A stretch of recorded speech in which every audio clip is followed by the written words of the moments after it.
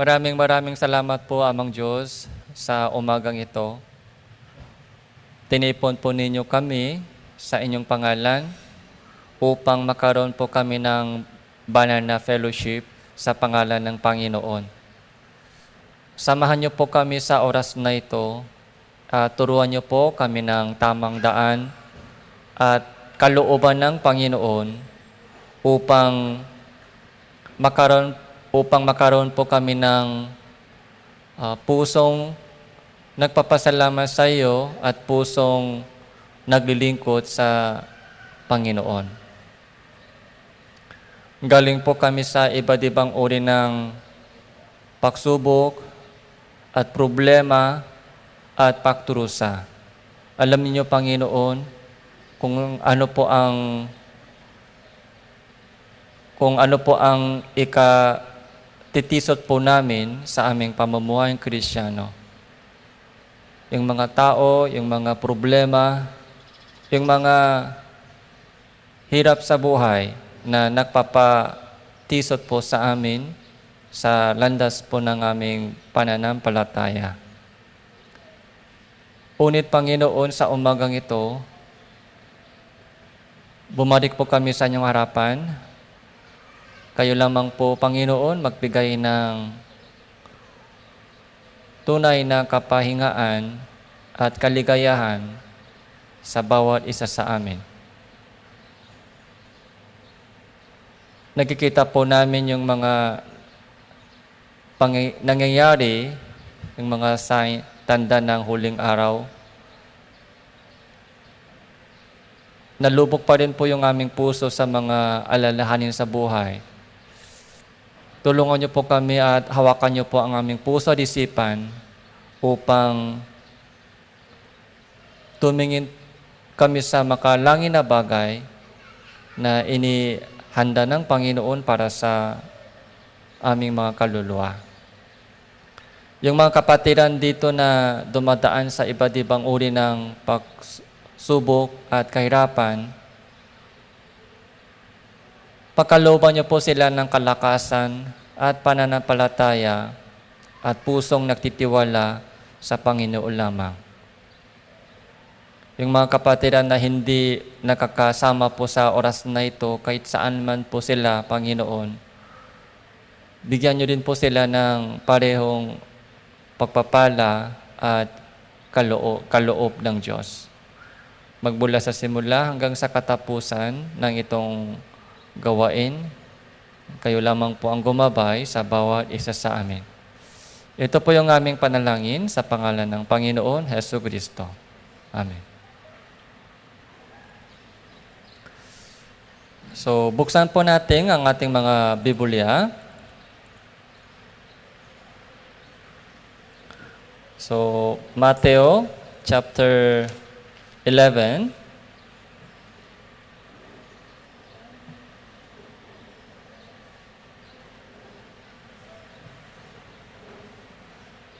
Matthew chapter 11, verse 28 hanggang verse 30. Matthew chapter 11 from verse 28 hanggang verse 30.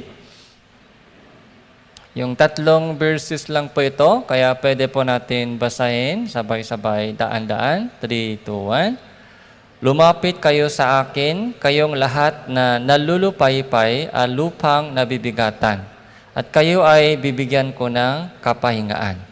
Pasanin ninyo ang aking pamatok at matuto kayo sa akin, sapagkat ako ay maamo at may mapakumbabang puso at makakatakpo kayo ng kapahingaan para sa inyong mga kaluluwa. Sapagkat madaling dahilin ang aking pamatok at magaan ang aking pasan.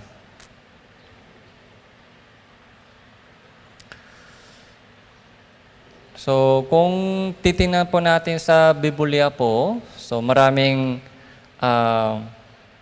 uri ng yung pangako ng Diyos ay nakikita po natin sa Biblia. Yung pangako. Kahit maraming promise ay ginagawa po natin, pero minsan hindi po natin tinutupad. Kasi limitado po yung ating kapangyarihan. Minsan po pag may utang po tayo ay babayaran next month. Pero next month, so binabayaran po, o minsan hindi. Kasi may nangyayari din po na hindi natin inaasahan. May sakit, may aksidente. Kaya ganun po yung buhay natin. So maraming pangako ay ginagawa po natin, pero hindi naman po ito tinutupad. Kaya sabi natin, tao lang ako. Kaya pasensya na, tao lang ako. Kaya hindi po tayo umaasa sa kanilang mga pangako. Kasi ganun po yung alam natin, ganun po ang mangyayari. Kahit nangangako sila, pero hindi po natin inaasahan na gaganapin, tutuparin po nila yung kanilang promise. Konting tampo lang sa puso.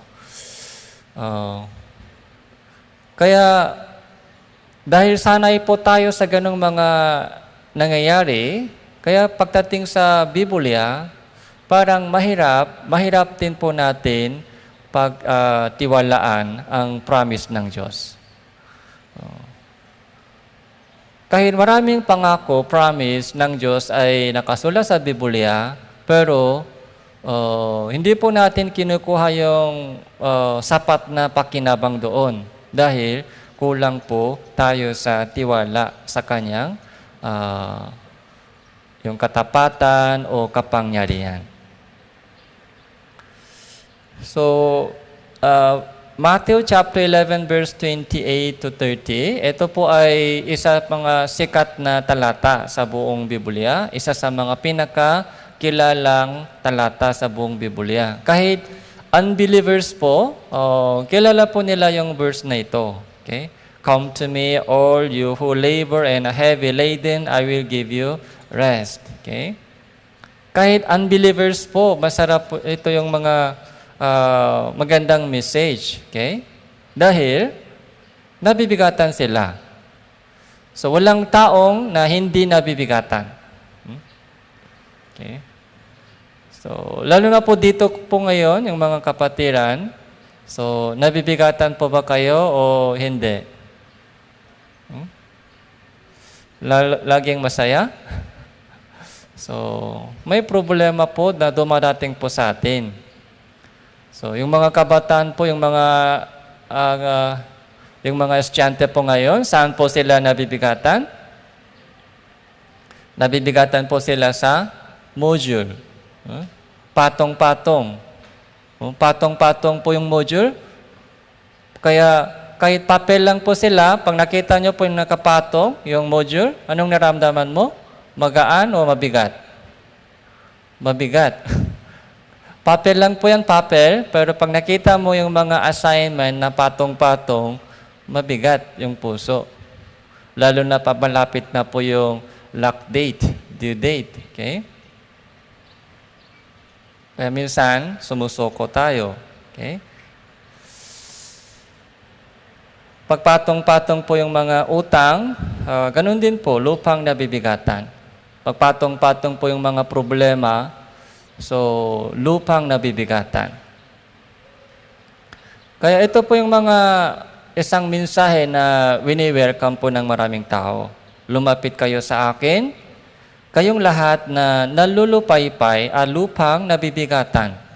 Kasama po tayo dito sa kayong lahat na nalulupaypay at lupang nabibigatan. Yes. Kasama rin po tayo dito. Nalulupaypay rin po tayo at lupang nabibigatan din po tayo sa iba't ibang uri ng mga problema. So, sila po ay tinatawag ng Panginoon ngayon.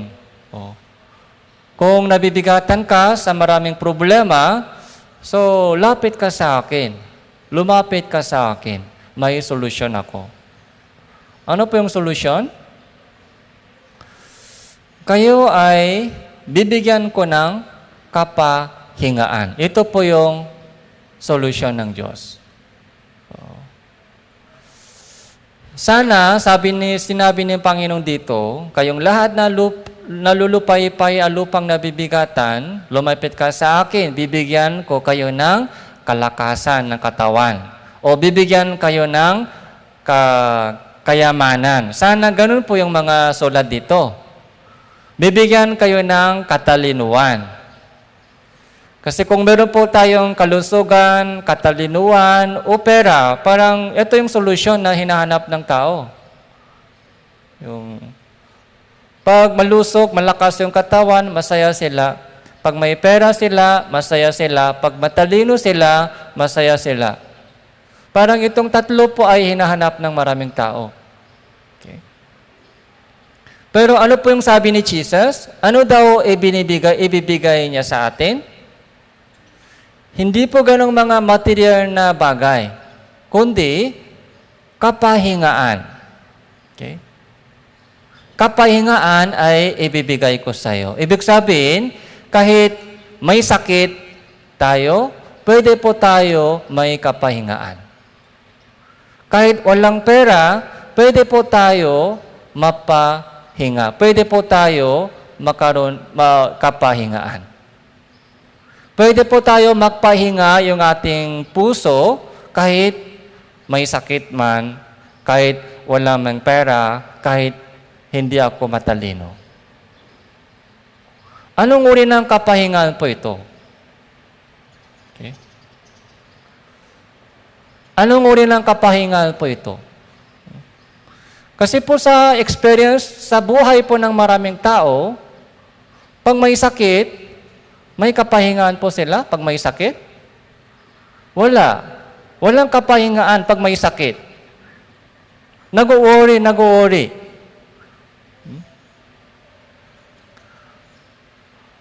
Tapos, kung walang pera, so walang kapahingaan. Wala rin kapahingaan. Okay. Kung hindi maganda po yung condition po nila, so walang kapahingaan. Pero sabi dito, lumapit ka sa akin, kayong lahat na nalulupaypay at lupang nabibigatan. Bibigyan ko kayo ng kapahingaan. Yung kapahingaan po, yun po ang promise ng Diyos. Yun po ang gusto ng Diyos ibigay sa atin. Ano po yung gusto po ninyo? Ano po yung mas gusto po ninyo? Pera o kapahingaan? Kalusugan o kapahingaan? Okay. Yung mahusay, magaling na yung utak o kapahingaan? Ano po ang mas gusto po ninyo? Yun po ang choice. Yung tunay na kapahingaan ay hindi po galing sa libutan ito. Walang sino mang makapagpangako ng ganito. Come to me. Halika kayo. Lumapit ka sa akin. Bibigyan kayo ng kapahingaan. May tao na makapagsabi na, come to me, bibigyan ka ng pera. Mayroon pong ganong tao na lumapit ka sa akin, tutulungan kita. Come to me, bibigyan kayo ng, yung mga mayaman, di ba, pwede makapagsalita sila, makapangako. Come to me, so bibigyan ka ng pera. Yung mga mahusay na doktor, pwede po silang makapagsabi, come to me, so bibigyan ka ng kalusugan. Okay. Yung mga teacher, pwede po silang makasabi, come to me, bibigyan ka ng knowledge.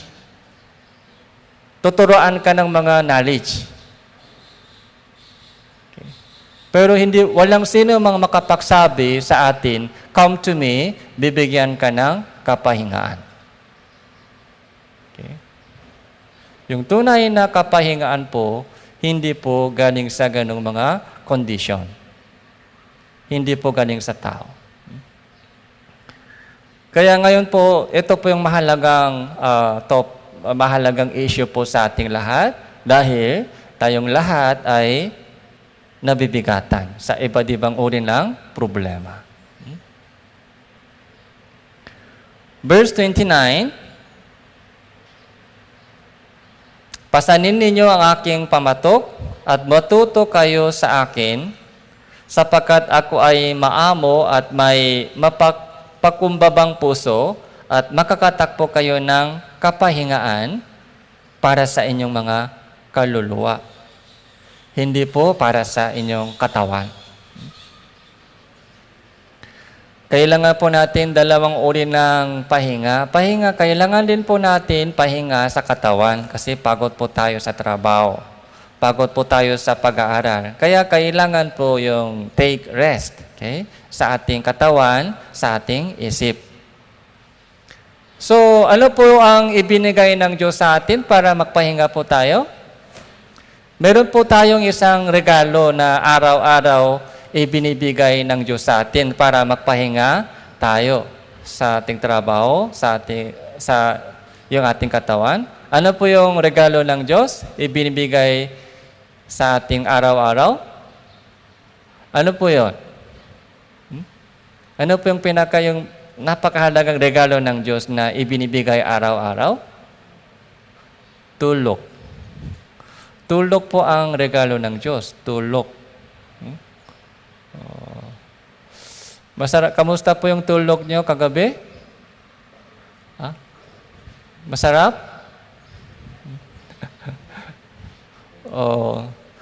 Kagabi po hindi pa ako nakatulog mabuti kasi ang lakas ng ulan sa lipa. Kaya pag malakas po yung ulan sa bahay, pumapasok yung tubig sa kasami. Kaya inilagay ko po yung mga lalagyan ng tubig, yung mat para hindi baha. Pero siguro hindi po ganun katagal po yung mga lakas ng ulan. Yung tulog po, alam nyo po ba, yung pinakamahalagang bagay, tulog, yun po ang blessing ng Diyos. Pag masarap ka sa tulog, so dapat magpasalamat tayo. Pagkagising sa umaga, dapat magpasalamat tayo. Pero sa sermon, bawal tulog. Gabi lang tulog tayo. Pero during the sermon time, so hindi pwede tulog. Pero minsan po, kasi may taong hindi nakakatulog. Dahil sa mga iba't ibang alalahanin sa buhay. Okay? Kung may problema, di ba, na kakatulog po tayo, mas mabuti? Hindi po. So, pumunta po tayo sa Ecclesiastes. Ilagay po natin yung talit po dito. Ecclesiastes.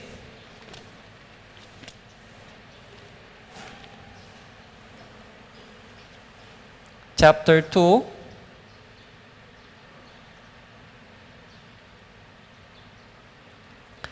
Verse 23.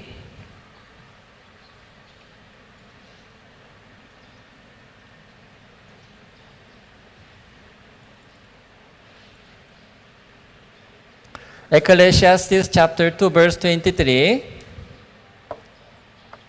So, pwede ba natin itong basahin sa daan-daan? 3, 2, 1. Sapagkat lahat ng kanyang araw ay puno ng sakit at ang kanyang gawa ay pagdaramdam. At pati sa gabi ay hindi nagpapahinga ang kanyang isip. Ito man ay walang kabuluhan. Kawawa naman po itong tao, pati sa gabi walang pahinga sa isip. Sa araw, walang pahinga sa katawan sa daming trabaho.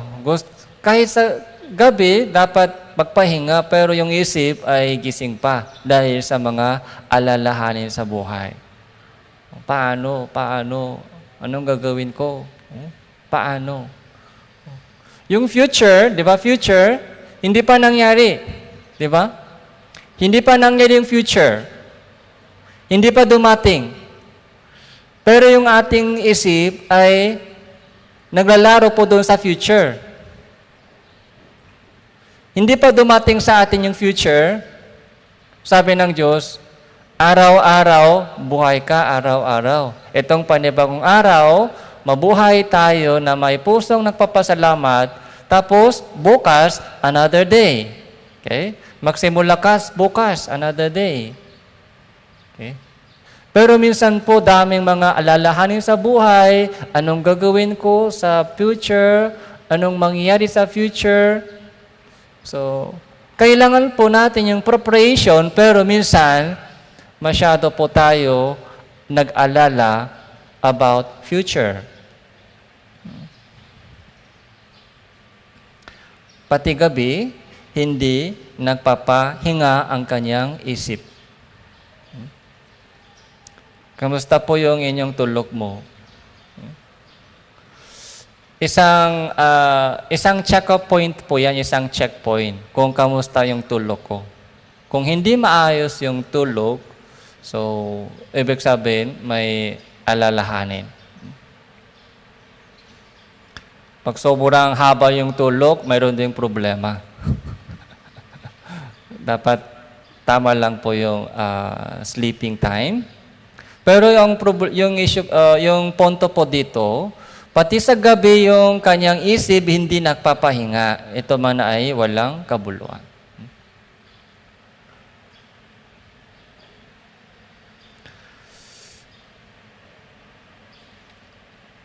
So ngayon po, check-in po natin yung ating sarili kung bakit hindi ako nagpapahinga. So balik po tayo sa Matthew chapter 11.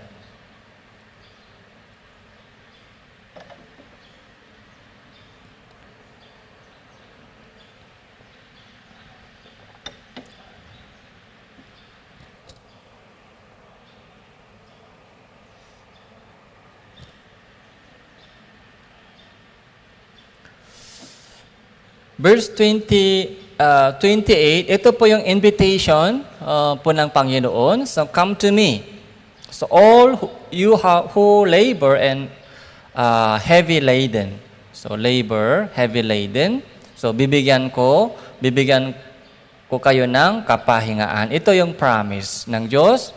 Kaya, mahalaga po ito. So, lalo na po sa mga kapatiran, yung mga kapatiran na nabibigatan po ngayon. So, ito po yung mahalagang promise ng Diyos. Anong uri ng kapahingaan? Panginoon, ito talaga yung hinahanap ko, kapahingaan. Okay? Hindi po yung mga solution aga solution. Minsan yung solution, mabagal mangyayari. Malayo pa yung solution. Okay? Halimbawa, kung may sakit po tayo, hindi po pwede agad-agad gumagaling. Kailangan lifetime maintenance. Hindi pwede agad-agad gumaling po tayo sa sakit. Minsan, hanggang mamatay, kailangan po natin isama, kailangan po natin pasanin ang sakit po ito. So,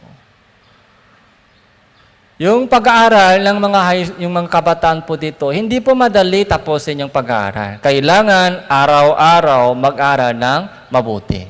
So, para maging handa sa trabaho.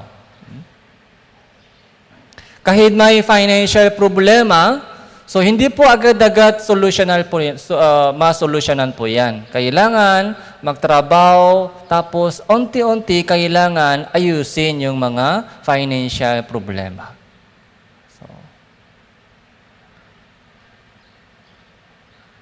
Pero yung rest po ito, rest. Okay? Kapahingaan po ito. Ay, yun po ang ibibigay ng Panginoon sa atin. Kaya, ito din po hinihiling ko sa Panginoon araw-araw. Panginoon, ito yung hinahanap ko, kapahingaan na nanggagaling sa iyo. Hindi ko inaasaan yung mga pansamantalang solusyon, na conditional solution, yung mga pansamantalang solusyon. Yung hinahanap ko, Panginoon, ay kapahingaan na nanggagaling sa iyo, na ibinibigay nyo sa akin. Di ba magandang promise po ito? Come to me, I will give you rest. Paano? Verse 29 and 30, pasanin ninyo ang aking pamatok at matuto kayo sa akin. Sapagkat ako ay maamo at may mapakumbabang puso at makakatakpo kayo ng kapahingaan para sa inyong mga kaluluwa. Sapagkat, verse 30, madaling dalhin ang aking pamatok at magaan ang aking pasan. So, ito po yung difference. Yung pamatok ng Panginoon, yung pasan ng Panginoon ay mabigat o magaan. Magaan lang daw, magaan. Pero yung pasan po natin, parang mabigat. Kaya nabibigatan po tayo. Lupang nabibigatan po tayo. Pero sabi ng Diyos, matuto ka sa akin, yung pasan ko ay magaan lang. Yung pamatok ko, magaan lang. Kaya kaya mo yan pasanin, yung pamatok ko, yung pasan ko. Pero bakit? Lupang nabibigatan ka. Lupang nabibigatan. So, i-compare po ninyo yung bigat mo ngayon, kung saan man, kung nabibigat, yung bigat mo, yung pasan mo, saka yung pasan na tinutukoy ni Jesus. Matuto ka sa akin. Learn from me. Take my yoke and learn from me. Kaya dapat matuto tayo kay Jesus. Para makaroon po tayo ng itong kapahingaan, kailangan po natin lumapit sa Kanya at matuto po tayo sa Kanya, Panginoon, turuan mo ako. Turuan mo ako. Dahil po yung tunay na kapahingaan po na ito ay hindi po galing sa mga kondisyon ng salibutan, magagandang kondisyon, kundi galing kay Jesus. Kaya yung kapayapaan ni Jesus ay gusto niya ibigay sa atin. Unconditional. So, kailangan po natin matuto sa Kanya. Matuto. Si Jesus ay teacher natin, teacher. So, anong subject? Anong subject po dalawa? Ako ay maamo at may mapakumbabang puso. Maamo at mapakumbaba. So, yun po yung character, yun po yung katangian po ni Jesucristo. Maamo ako at mapakumbabang puso ako.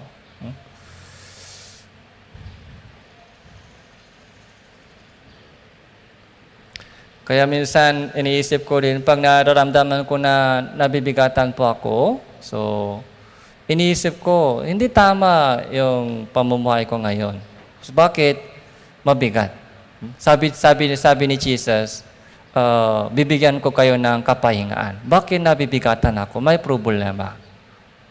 Baka yung hindi ko ipinapakatiwala sa Kanya yung pasan ko. Yung pasan ko ay ako. Ako ang humahawak ng pasan ko. Ako ang humahawak ng problema ko. Maghahanap ako ng paraan para masolusyonan yung problema ko ito. Kaya nabibigatan ako unti-unti. Kaya sinasabi ng Panginoon, ibigay mo sa akin yung pasan mo. Okay? Ibigay mo sa akin yung pasan mo, tapos matuto ka sa akin. Kailangan po natin matutunan na kung paano ipagkatiwala sa Diyos yung ating problema. Ipagkatiwala.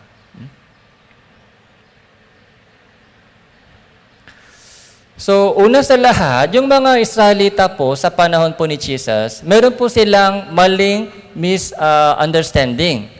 Meron po silang misunderstanding, maling pakaunawa tungkol sa kapahingaan.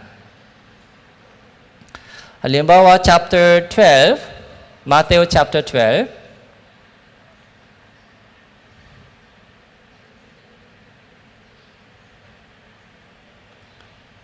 So, verse 9. Matthew chapter 12, verse 9. Babasahin ko po ito. Umalis si Jesus doon at pumasok sa kanilang sinagoga at doon ay may isang taong tuyo ang isang kamay. Siya ay tinanong nila, matuwid bang magpagaling sa araw ng Sabat? upang siya ay maparatang nila. Sinabi niya sa kanila, sino kaya sa inyo na kung meron siyang isang tupa at nahulog ito sa isang hukay sa araw ng Sabat at hindi ba niya ito aabutin at hahanguin?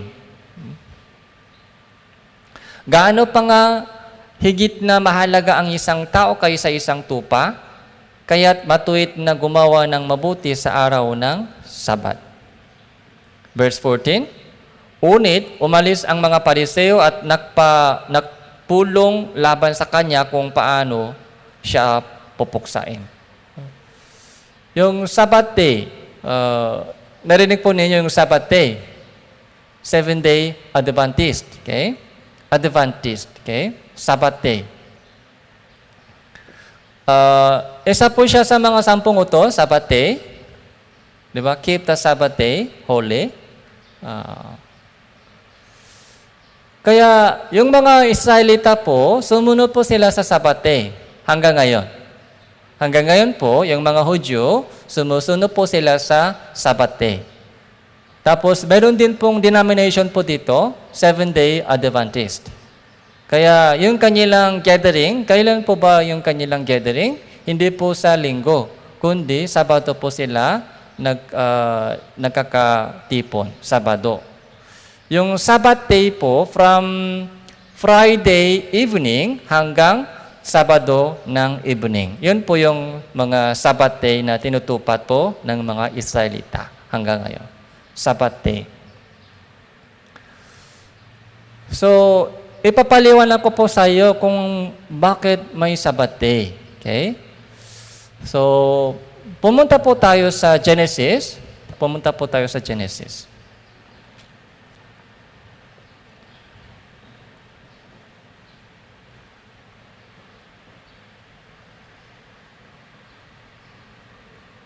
Chapter 2, Genesis chapter 2,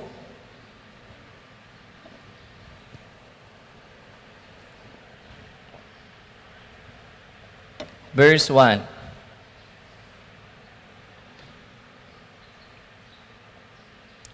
Genesis chapter 2, verse 1, Nangyari ang langit at ang lupa at lahat ng mga bagay sa mga yon. Nang ikapintong araw ay natapos ng Diyos ang gawain ng kanyang ginawa at nagpahinga siya ng ikapitong araw mula sa lahat ng gawaing kanyang ginawa. Verse 3, At binasbasan ng Diyos ang ikapitong araw at kanyang ginawang banal sapagkat sa araw na yon ay nagpahinga ang Diyos sa lahat ng gawain na kanyang ginawa. So, yung creation, sa loob ng 6 days, 6-day creation. Tapos, pagdating sa ikapitong araw, ano po yung ginawa ng Diyos? Nagpahinga. So, nagpahinga. Tapos na yung creation. So, from day 1 hanggang day 6. Ang tao po, kailan po nilikha ng Diyos? Day 1 o day 6? Tao. Day 6. Okay? Mga let there be light, mga iliwanag, tapos yung lupa, mga day. Tapos yung ika-6 na araw, nilikha ng Diyos ang tao ayon sa kanyang larawan. Tapos, ikapitong araw, nagpahinga. Ikapitong araw, nagpahinga. So, meron po ba ika-8 araw? Meron po ba ika-6 araw? Wala. Okay. After creation, ikapitong araw, nagpahinga ang Diyos, tapos tuloy-tuloy po yan yung rest. Tuloy-tuloy. Ang Diyos ay nagpahinga sa lahat na gawain na kanyang ginawa. Walang ika-8 araw, walang ika-6 na araw. Okay? Tuloy-tuloy yung mga rest. Dapat ganun tuloy-tuloy. So yung Sabbath day po, alam niyo po ba kung bakit from evening to next day evening? Kasi po yun po yung paraan ng counting sa Genesis chapter 1. Okay? Halimbawa po, Um, chapter 1, verse 31. Chapter 1, verse 31. Nakita ng Diyos ang lahat ng kanyang nilikha at ito ay napakabuti. Nakaroon ng gabi at nakaroon ng umaga ng ika-6 na araw. So, yung counting po ng isang araw sa Israelita at saka sa Biblia ay kailan po simula? Hindi po simula sa umaga. Sa tao po sa atin, yung isang araw ay counting simula sa umaga, di ba? Umaga. Pero sa kanila, isang araw ay simula sa gabi, yung evening, hanggang next evening. Yun po yung counting po nila. So,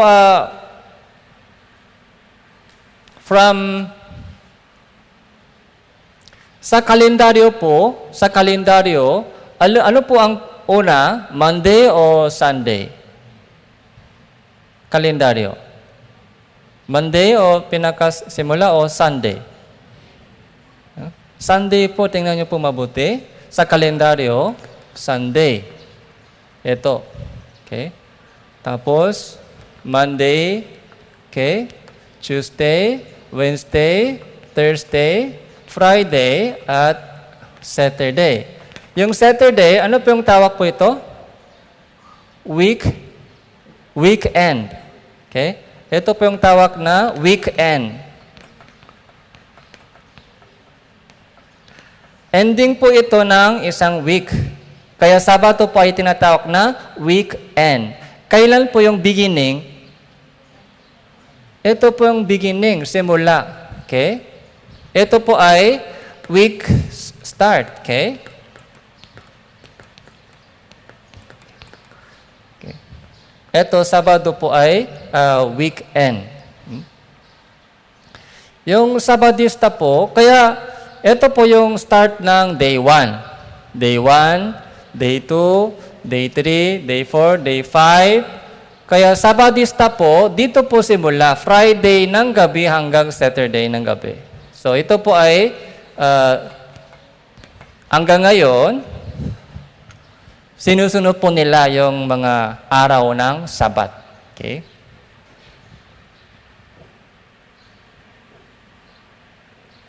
Pero yung Kristiyano po, bakit nagtitipon po tayo sa Sunday? Sunday po ay tinatawag na Lord's Day.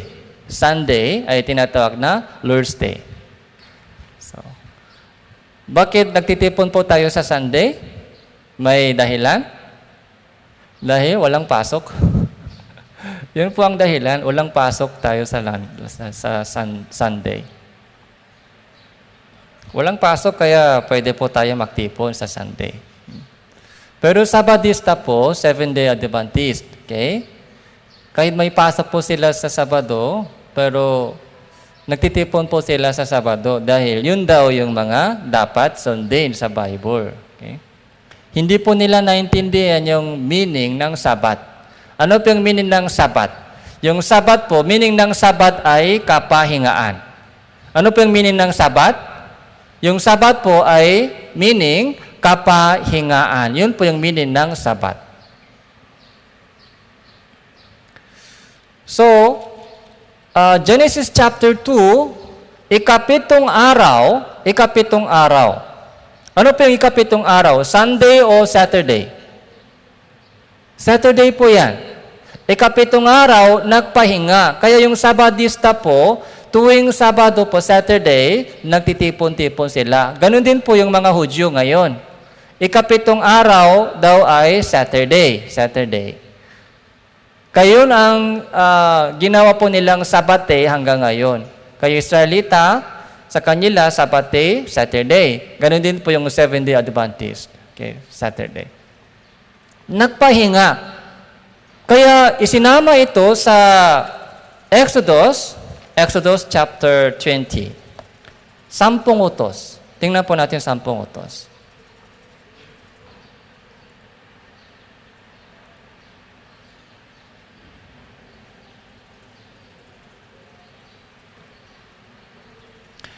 chapter 20 verse 8, Exodus chapter 20 verse 8.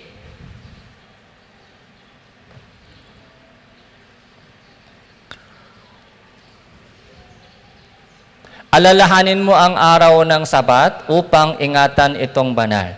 6 na araw kang gagawa at inyong gagawin ang lahat ng inyong gawain. Unit, ang ika-7 araw ay Sabat sa Panginoon mong Diyos. Sa araw na ito, huwag kang gagawa ng anumang gawain. Ikaw o ang inyong anak na lalaki, ang inyong anak na babae, ang aliping lalaki, ang inyong aliping babae, ang inyong mga baka, ang dayuhan na sa loob ng inyong mga pintuhan.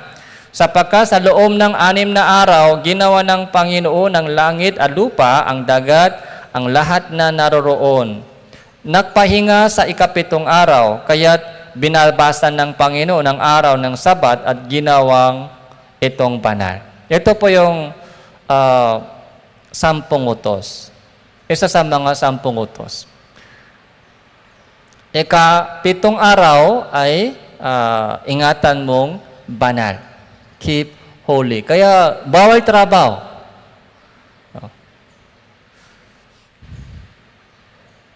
Kaya hanggang ngayon po, Israelita, sinusunod po nila ito. Ika-7 araw, so bawal trabaho. Pag nakasakay ka sa elevator sa Israelita, okay? Pag pindot, trabaho, bawal pagpipindot sa mga elevator. Kaya lahat ng mga floor sa automatic stop sa lahat ng floor sa araw ng Sabate. Tapos bawal luto, di ba? Bawal luto. Kaya yung mga pagkain ay maaga niluto nila. Para sa araw ng Sabat, kain lang. Kain, pahinga, usap. Okay? Bawal cellphone. Okay? Kaya habang nagpapahinga po sila, walang trabaho, sa bahay lang tipon-tipon. So kumakain, hinga. Ano po yung pinag-usapan po nila? May purpose po sa kanilang mga Sabate. During the Sabbath day, para pag-usapan po nila, para alalahanin po nila ang Panginoon. Yun po yung purpose. Walang trabaho. Tapos yung walang ibang mga gawain. Mag-focus lang sa words of God, mag-focus lang sa fellowship, mag-focus lang sa mga remember. Okay? Yun po yung purpose ng Sabbath day. Okay? Bawal trabaho, tapos alalahanin mo ang salita ng Diyos, tapos praksisihan mo ang mga pamumuhay mo, usap. Fellowship, prayer, words of God. Yun lang ginagawa nila sa araw ng Sabbath day. Pero habang lumilipat po yung panahon, okay? So, yung tradition po ng Sabbath day ay nag-iba na po yung meaning. Okay? Tapos, isa pong mahalaga po dito, 10 utos po. Bakit po ibinigay ng Diyos sa atin yung 10 utos? Ano po yung sabi sa Roma chapter 2? Sa pamamagitan ng kautusan ay ang pagkakilala ng kasalanan. Yun po yung purpose ng 10 utos. Kaya sa harap ng itong 10 utos, ano po yung dapat natin malaman? So dapat natin malaman na nasira na po yung kapahingaan. Nasira na yung kapahingaan. Wala na akong kapahingaan. Yun po ang dapat natin malaman dito sa 10 utos. Yung Sabat ay kapahingaan. Sabi ni Jesus, "Come to me, hali kayo sa akin, bibigyan ko kayo ng kapahingaan." Ibig sabihin, wala po tayong kapahingaan. Nasira na. Dahil sa kasalanan. Sa ika-7 araw, sabi sa Genesis chapter 2, nagpahinga ang Diyos. Pero, nung dumating na po si Jesus Christ sa mundong ito, tuwing araw ng Sabat, nagtrabaho siya. Pinagaling po niya yung mga may sakit. Okay. Sa araw ng Sabate, ayon sa tradition po ng mga Israelita, dapat bawal. Bawal po yung mga pagkagaling ng mga may sakit. So yun po yung mga ginagawa po nilang mga issue. So bakit si Jesus ay nagpagaling sa araw ng Sabat? Trabaho yan, trabaho. Bawal po yan, bawal. Hindi po nila naintindihan yung meaning ng 10 utos. Hindi po nila alam na sila mismo ay walang kapahingaan. Kaya nakikitang mga trabaho lang binigyan nila pansin. So, John chapter 5. John chapter 5.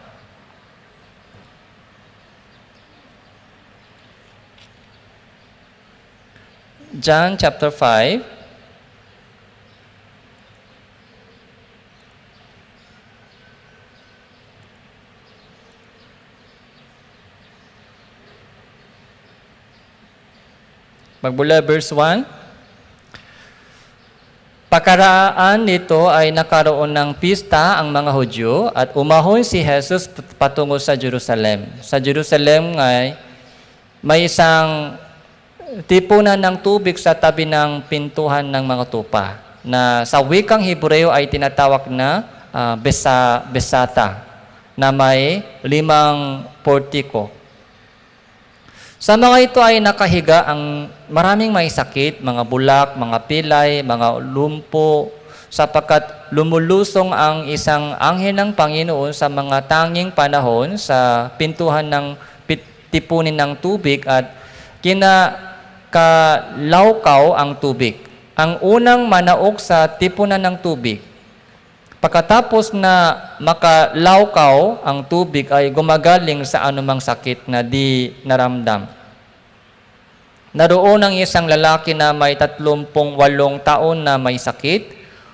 Nang makita ni Jesus na siya ay nakahiga at na lamang siya ay matanggal ng may sakit, sinabi niya sa kanya, ibig mo bang gumaling? Sumagot sa kanya ang lalaking may sakit, Ginoo, walang taong maklusong sa akin sa tipunan ng tubig kapag kinakalawkaw ang tubig. At samantalang ako ay lumalapit, nakalusong na muna ang iba bago ako. Sinabi sa kanya ni Jesus, bumangon ka, buhatin mo ang inyong higaan at lumakat ka. At kaagad gumaling ang lalaki, binuhat ang kanyang higaan na lumakat. Noong nga'y araw ng Sabat. Verse 10. Kaya sinabi ng mga Hudyo sa taong pinagaling, ngayon araw ng Sabat, hindi ipinahihintulot na buhatin mo ang inyong higaan. Nakakatawang storya po ito. Sa araw ng Sabat, pinagaling ni Jesus isang may sakit. Ilang taon po siya nakasakit? 38 years. Nakahiga siya. Nakahiga lang po siya sa loob ng 38 years. May tanong po ako sa iyo. Itong may sakit na nakahiga sa loob ng 38 years, tinupat po niya yung araw ng Sabat sa buong buhay o hindi? Nakahiga lang siya lagi, kaya tinupat po niya sa kanyang buong buhay yung araw ng Sabat, nakahiga lang siya. Pero nung pinagaling po siya ni Jesus, gumaling na, tapos binuhat niya yung higaan. Yun ang sabi, pinansin ng Hudyo. Trabaho ka. Nagtrabaho ka. Bawal yan. Higa ka. Balik ka sa higaan. Araw ng Sabat ngayon, bakit trabaho ka? Binuhat mo yung higaan mo. Humiga ka ulit. Sa loob ng 38 years, Doon sa puso ng itong mga may sakit, may kapahingaan sa puso niya. Yung katawan lang nakahiga, pero doon sa puso ng taong ito, may kapahingaan? Wala po. Walang kapahingaan. Dahil may sakit. May sakit. Okay. Yun po ang pinagaling ni Jesus, yung sakit. Pero ano po yung focus ng mga Pariseo, yung mga Hudyo? Nagtrabaho ka sa araw ng Sabat.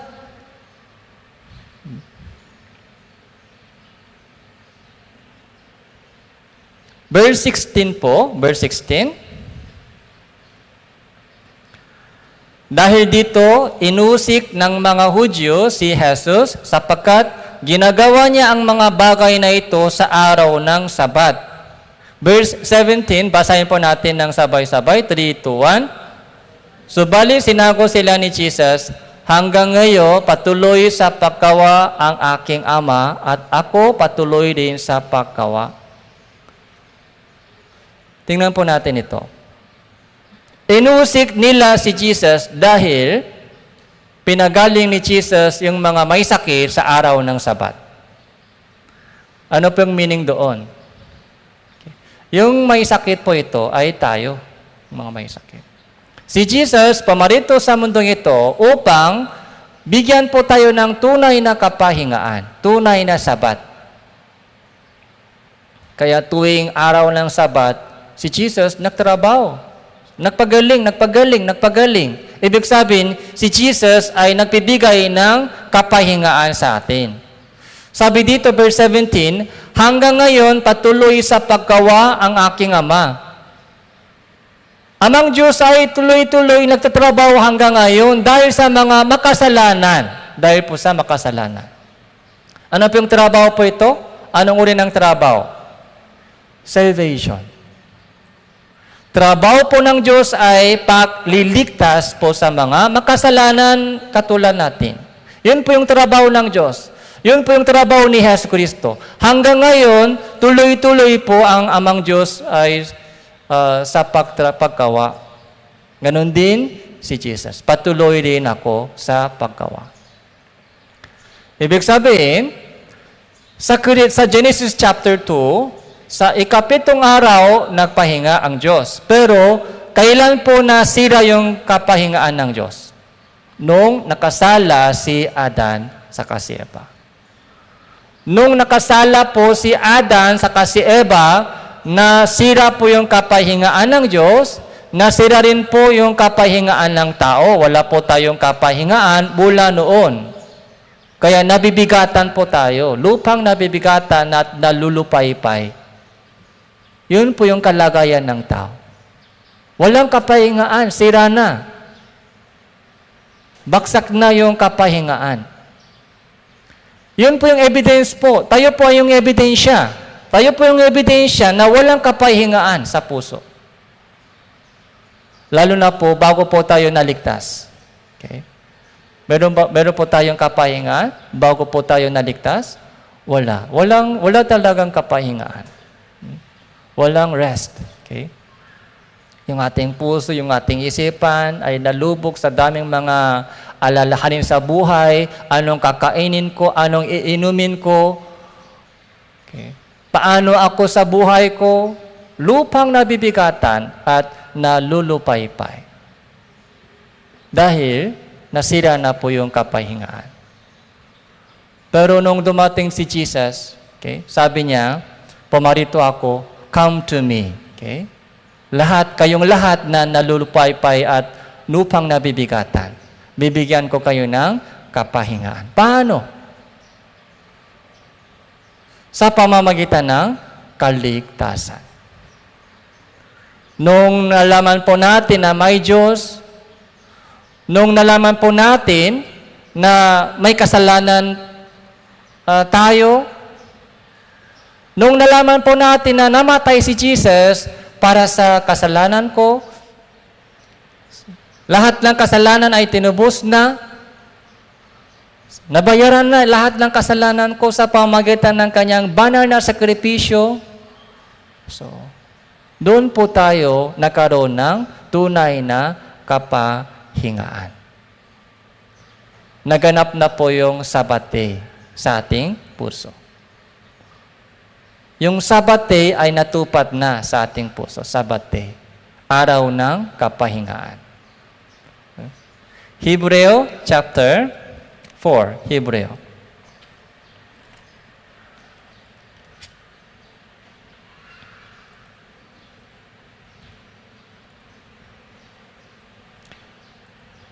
Verse 1, Hebreo chapter 4 verse 1.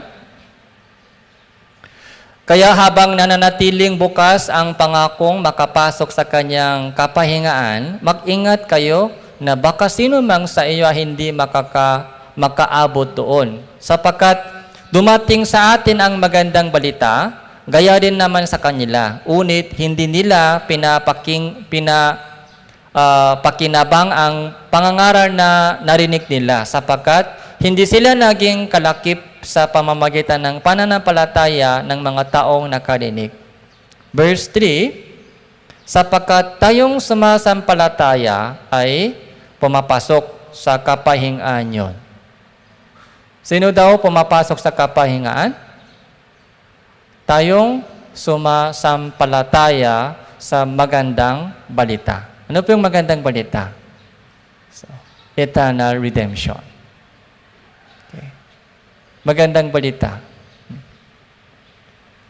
So, John chapter 3 verse 16, alam po natin yung verse na yan. John 3:16, sapagkat sa gayon na lamang ang pag-ibig ng Diyos na ibinigay niya yung kanyang tanging anak. Okay? Tanging anak sa salibutan. Upang sino mang sa kanya ay sumampalataya ay huwag mapahamak, kundi makaroon ng buhay na walang hanggan. Okay. Yung mga kapatiran dito, yung tunay na kapahingaan ay wala dito sa lupa. Huwag po kayo maghanap ng tunay kapahingaan sa lupa. Yung buhay po natin sa lupa, puro trabaho, pagod, hirap lang. Yun po yung resulta ng kasalanan ni Adan. Wala nang kapahingaan sa mga salibutang ito. Pero doon po sa magandang balita, pag-ibig ng Diyos sa atin, so doon po, natakpuan po natin yung tunay na kapahingaan. Malaya na po tayo. Malaya na, hindi na po tayong alipin. Hindi na po tayong alipin ng pasan ng salibutan ito. Dati po, alipin po tayo, alipin. Takot na takot sa daming mga problema, baka masakit ako, baka mawala yung trabaho ko, baka bumaksag yung buhay ko. Takot. Ibig sabihin, alipin. Alipin tayo noon ng mga kamatayan, mga problema sa salibutan. Pero ngayon, mula nung ligtas po tayo, okay, meron na po tayong kapahingaan. Come to me. Bibigyan ko kayo ng kapahingaan. So, kung wala pa kayong ganitong kapahingaan, so, suriin mo ang sarili mo.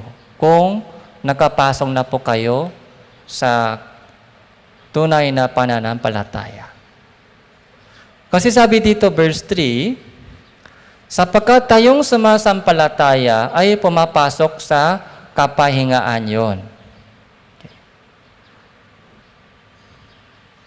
Gaya ng sinabi ng Diyos, gaya ng aking sinumpa sa aking pagkagalit, sila ay hindi papasok sa aking kapahingaan. Bagamat ang mga gawa niya mula nang itatag ang salibutan ay natapos na. Verse 10, sapagkat ang pumasok sa kanyang kapahingaan ay nagpahinga din sa kanyang mga gawa. Gaya ng Diyos sa kanyang mga gawa.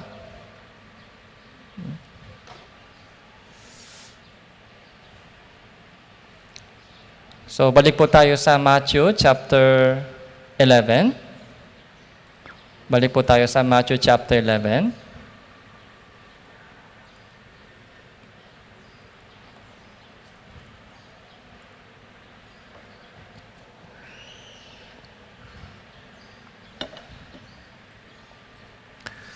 Verse 29, pasanin ninyo ang aking pamatok. Matuto kayo sa akin. Ito yung sabi ng Diyos, learn from me. Tuturuan kita kung paano mapasan ang pamatok ko. Maamong puso. Okay. Mapakumbabang puso. Sa pamamagitan ng sakripisyo po ni Jesus Cristo, so nalutas na po yung ating problema ng kasalanan. So nalutas na. Lahat ng kasalanan ko ay tapos na, nabayat na, natubos na. So, galing po doon yung ating assurance of salvation. So, anak ako ng Diyos. Okay? Pero buhay pa tayo sa mundong ito, di ba? Buhay pa. Sana agad kunin ng Diyos yung buhay ko para mag-enjoy ako sa langit. Pero hindi po tayo agad kinukuha ng Diyos. So, nandito pa rin tayo. May trabaho tayo. May konting trabaho. So, may dalawang purpose po sa buhay po natin sa mundong ito. Dalawang purpose. Kung wala po itong dalawang purpose, so, kung pagligtas na po, sana agad-agad kinukuha tayo ng Diyos. Para sa langit, mas maganda, di ba? Sa langit. Dito sa lupa, mas mahirap pa rin tayo.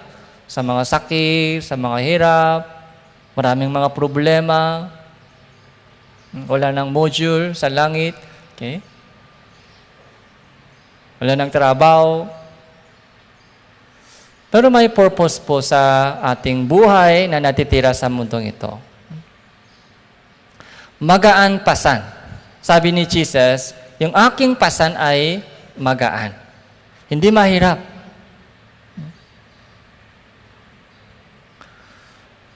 Kapag ipagkatiwala po natin sa Diyos yung ating pasan. Okay? Tapos, kung ganon, ibibigay niya sa akin yung kanyang pasan na magaan. Okay. So, seek ye first His kingdom, His righteousness. Okay. Kung papasanin ko yung kanyang pasan, okay, kung hinahanap ko o inuuna ko yung kanyang kalooban, yung kanyang kaharian, yung kanyang kalooban, yung kanyang plano, kung ganon, yung pasan ko na mabigat ay papasanin ng Panginoon. Exchange. Okay. Yung pasan kong mabigat, sa Kanya.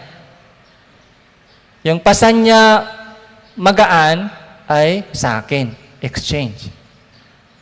Anong gagawin natin? Gusto po ninyo exchange? Yung pasan kong mabigat ay sa Diyos. Yung pasan niya magaan ay sa akin. Mas maganda po yun, di ba? Gusto po ninyo yung pasan, yung sariling mga bigat, mabigat na pasan mo ngayon ay tuloy-tuloy papasanin o sa Diyos lang? Sa Diyos. Tapos yung kanyang pasan na magaan. Okay? Ano po yung pasan ng Panginoon? Okay? Seek ye first. Okay. Seek ye first. Seek God's kingdom and His will. Kung ganon, anong promise ng Diyos? Lahat ng mga kailangan mo, yung pasan natin yan, di ba? Anong kakainin, anong iinumin, anong isusuot, paano? Sabi ni Jesus, bago pa humingi ka sa akin, alam ko na yan. Kasi ama natin ng Diyos. Okay? Ama nating Diyos. Meron po tayong Ama. Meron po tayong Amang Diyos. Okay? Yung Amang Diyos, anong ibig sabihin ng Amang Diyos? Diyos ko yan, Diyos ko. Meron po bang ama na walang pakialam sa mga kahirapan ng mga anak? Meron po ba ganong ama na walang pakialam sa mga problema sa pasan ng bata? So, minsan po, nung pumapasok pa yung mga bata sa school, so nakita ko po minsan, yung mga school bag ng mga bata ay pinapasan ng magulang. Yung school bag ng mga bata ay pinapasan ng magulang. Bakit po? Okay. Yan po yung puso ng magulang. So, pag nakita ng mga magulang na nabibigatan yung mga bata ng malaking bag, so kinukuha po nila agad yung school bag ng mga bata. Yung magulang ay nagpapasan. Ganun po yung ginagawa ng Diyos. Yung ating mabigat na mga pasan ay gusto ng Diyos kunin. Sa akin, ibigay mo sa akin yung bigat mo, mabigat na pasan mo, ibigay lang sa akin. Tapos, yung pasan ko, ito na lang pasanin mo. Yung mga alalahanin sa buhay. Alam ng Diyos kung ano po ang kailangan po natin. Kaya binibigyan po tayo ng mga kalakasan ng katawan araw-araw, yung mga katalinuhan. So, araw-araw, ipinakaloob ng Diyos sa atin yung kanyang biyaya araw-araw.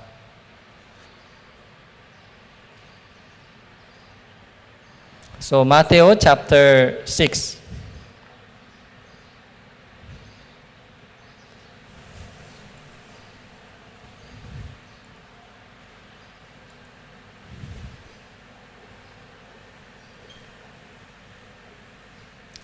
Chapter 6, verse 26.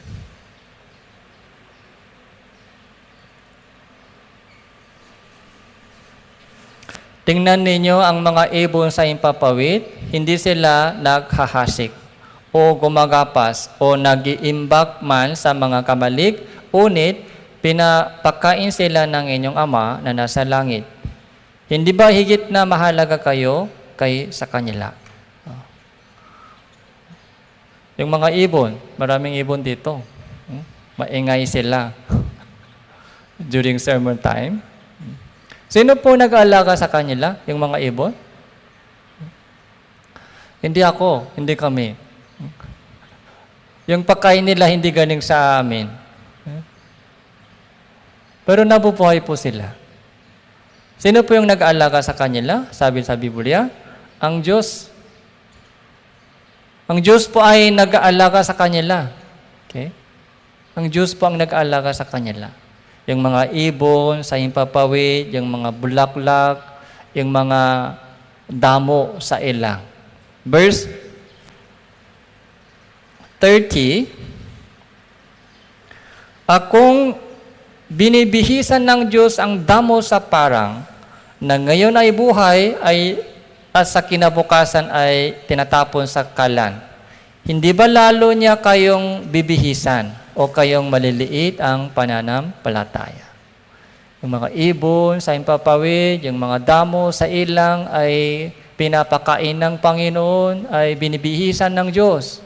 Yung damo ay ngayon lang buhay, bukas patay na. Pero pinapahalaga na ang Diyos yung damo sa ilang, binibihisan pa. Paano tayo? Yung anak niya, hindi po niya pinababayaan ng Diyos yung kanyang anak. So, hindi po tayo pinababayaan. Okay? Yung anak ng Diyos ay hindi pinababayaan ng Amang Diyos. Yung anak ng Diyos ay hindi po iniiwanan ng Amang Diyos. Kung ganun po, may problema, hindi siya ama o hindi po tayo anak. Kung pinababayaan tayo ng Diyos, may dalawang opsyon. Hindi ako anak niya o hindi siya ama ko. Kung anak ako ng Diyos, hindi tayo pinababayaan. Sure na po yan. Kailangan po natin maniwala doon.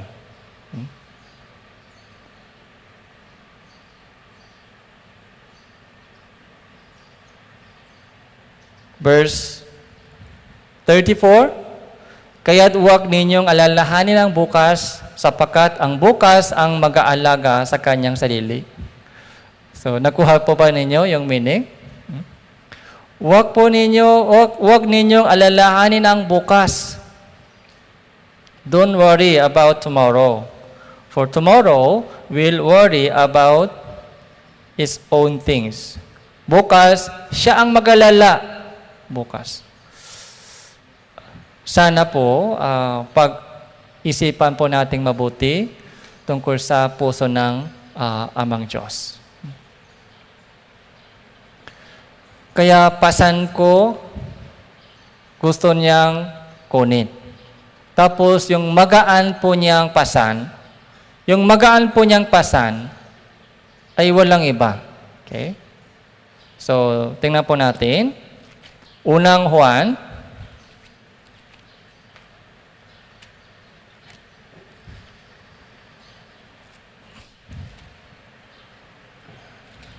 chapter 5, verse 3. Unang Juan, chapter 5.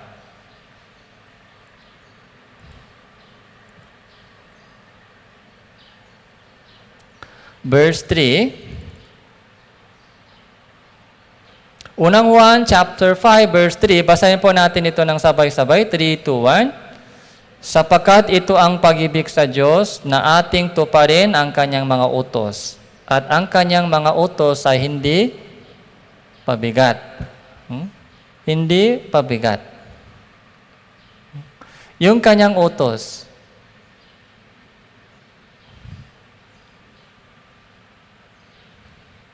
Yung kanyang utos. Wala pong iba. Love one another. Preach the gospel. Pang-aral mo ang ebanghelyo. At mag-ibigan kayo sa isa't isa. Okay. Love. Okay. Magpakabanal kayo. Be holy. So, magpakabanal, be holy. Mag-ibigan kayo sa isa't isa kung paano inibig kita. Nakita mo yung pag-ibig doon sa cross, kung paano inibig kita. Nakita mo sa cross kung ano ang pag-ibig. Ganon din mag-ibigan kayo sa isa't isa. Mag-love one another. Tapos, ibahagi mo ang ebanghelyo sa mga mahal mo sa buhay. Lumayo ka sa mga kasalanan. Magpakabanal. Humiwalay kayo sa kanila. Huwag kang humipo ng mga maruruming bagay. Yun po yung mga purpose ng salvation. Sabi ng Diyos, maninirahan ako sa iyo. Maninirahan ako sa iyo. Kaya magpakabanal kayo. Eternal redemption, so wala nang parusa. Salamat sa Diyos. Pero, hindi na po tayong masaya sa dating mga negosyo, dating mga bisyo. Hindi na akong masaya sa dating mga ginawang kasalanan. Hindi na ako masaya sa mga games. Dati, excited, masaya sa Mobile Legends, sa ibang mga internet games, pero ngayon, hindi na masaya ako. Parang pabigat. Hindi tama ito. May tunog, may tinik ng Holy Spirit. Anak, sapat na. Balik ka sa pag-aaral. Ano ang dapat gawin ng isang Kristiyano? May reminders po sa atin ng Holy Spirit. Hindi na po masaya sa dating mga pamumuhay. Yun po yung kilos at gabay ng Holy Spirit. magpakabanal. Habang tumatagal po tayo sa ganitong pamumuhay Kristiyano, so lumalabas po yung bunga ng Holy Spirit. Yung ating ugali, yung ating character, yung ating pananalita, yung ating mga kilos, unti-unti nagbabago. Unti-unti nagbabago. Okay. Yung dating ugali, yung dating mga pamumuhay, so iniiwanan ng unti-unti. Dati yan, dati. Bagong creature, bagong nilalang tayo ng Diyos. Chapter 5, verse 14.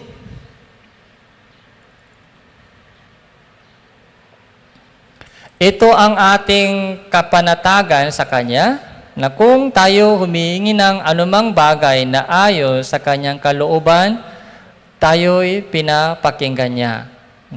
Yung prayer. Kung tayo humingi ng anumang bagay, pero may requirement, anumang bagay na ayon sa Kanyang kalooban. Yung ating prayer request ay dapat tumutugma sa Kanyang kalooban. Dapat umaayon sa Kanyang kalooban. Hindi po ayon sa aking sariling kagustuhan. Yung ating kahilingan sa Diyos ay kung ayon sa Kanyang kalooban, so sasagutin ng Diyos. 100% sasagutin ng Diyos. Kung hindi ayon sa Kanyang kalooban, yung ating prayer, anong sasabihin ng Diyos? Anak, wait lang, hintay ka lang.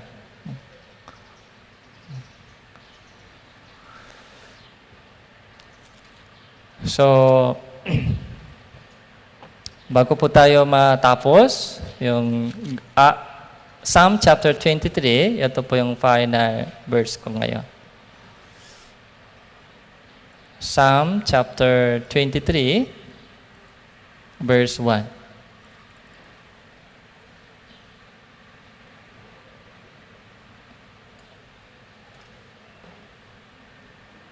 Ang Panginoon ay aking pastor, hindi ako makukulang. Pinahihiga niya ako sa luntiang pastulan, inaakay niya ako sa tabi ng mga tubig na pahingaan. So, parang ito po yung awit chapter 23 verse 1 and 2, parang illustration po yan. Paano yung kapahingaan? Okay? Ano ang kapahingaan na ibinibigay ng Diyos sa atin? Ito po yung illustration na nagbibigay sa atin ng idea. Ako ang pastor, yung Panginoon ay pastor, yung pastor, tapos hindi ako makukulang. Pinapahinga niya ako sa luntiang pastulan, inaakay niya ako sa tabi ng mga tubig ng yung pahingaan.